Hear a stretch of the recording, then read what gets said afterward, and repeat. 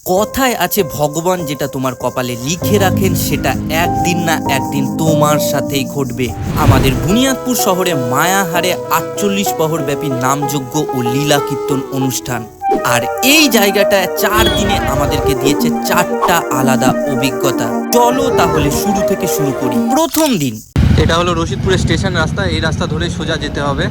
প্রথমবার যখন এখানে এলাম গ্রামের মধ্যে এমন ভিড় দেখে আমরা সত্যি অবাক। মনে হচ্ছিল যেন গোটা বুনিয়াদপুর এখানে এসে জড়ো হয়েছে। তারপর সেই প্রসাদ যেটা এখানে সবাই খেতে পারে, আমরা সবাই মিলে খেলাম আর সত্যি বলছি স্বাদটা ছিল একদম অপূর্ব।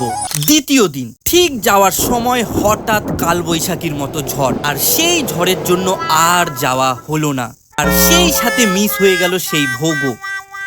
তৃতীয় দিন আমরা আবার এলাম, আর এই দিনের গল্প একদম আলাদা। এদিক ওদিক ঘুরছি, মেলা ঘুরছি, আর মনে একটাই কথা, আজকে যেভাবেই হোক প্রসাদ খেয়েই যাব। প্রসাদের জায়গায় এসে দেখি দারুণ প্রস্তুতি চলছে, একদম জমজমাট আয়োজন। কিন্তু তারপর কি মনে হলো, আবার বেরিয়ে গেলাম মেলা ঘুরতে, আর মেলা ঘুরতে গিয়ে দেখা হয়ে গেল ফুচকার দোকানের সাথে। ব্যাস, সেখানেই সব শেষ। আমাদের কপালে আর প্রসাদই জোটেনি। আমরা তো জানতাম আজই লীলা কীর্তনের শেষ দিন, কিন্তু ওখানকার লোকেরা বলছিল কাল মহাপ্রভুর প্রসাদ দেওয়া হবে। দ্বিতীয় দিন আমাদের সম্পূর্ণ হলো খাবার ছাড়া। তৃতীয় দিনে দেখা যাক কি হচ্ছে। শেষ দিন, তৃতীয় দিনে তোমাদেরকে স্বাগত। এই খুলে দিয়েছে, কাকাকে বললাম, কাকা খুলে দিয়েছে, দারুণ লাগলো। কালকে আমরা ভোগ খেতে পারিনি, কারণ কালকে 10 টাকা 6টা করে ফুচকা দিচ্ছিল।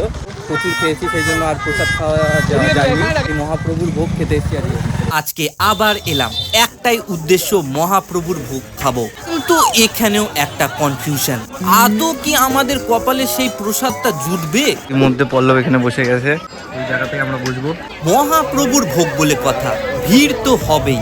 অবশেষে তৃতীয়বারে আমাদের কপালে সত্যিই ছিল মহাপ্রভুর প্রসাদ, আর সেটা গ্রহণ করতে পেরে সত্যি বলছি আমাদের আনন্দটা ছিল একদম অন্যরকম। হলো এখানে রিজুর জুতা লুকানো হয়েছে, কেউ খুঁজে পাচ্ছে না জুতোটা লুকিয়ে রেখেছে সৌম্যদীপ রয়। জুতোটা দেখে নাও, এক পায়ের জুতো পেয়েছে আর এক পায়ের জুতো পায়নি। এখন মিশন হলো খোঁজা। আমরা সবাই জীবনে অনেক বড় বড় রেস্টুরেন্টে খেয়েছি, কিন্তু আজ এখানে দাঁড়িয়ে একটা জিনিস বুঝলাম, খাবারের আসল স্বাদ শুধু মশলা বা রেসিপিতে নয়, আসল স্বাদটা থাকে ভালোবাসায়। এই বুনিয়াদপুরের মাটিতে গ্রামের মানুষগুলো যেভাবে মন থেকে এই প্রসাদ বানায়, তাদের একটাই ইচ্ছা যেন সবাই খেতে পারে, সবাই তৃপ্তি পায়। আর বিশ্বাস করো, এই ভালোবাসা স্বাদের সামনে বড় বড় রেস্টুরেন্টের খাবারও কোথাও না কোথাও হার মেনে যায়। হয়তো তোমার সাথেও এমন হয়েছে, যেখানে খাবারটা নয়, অনুভূতিটাই মনে থেকে গেছে।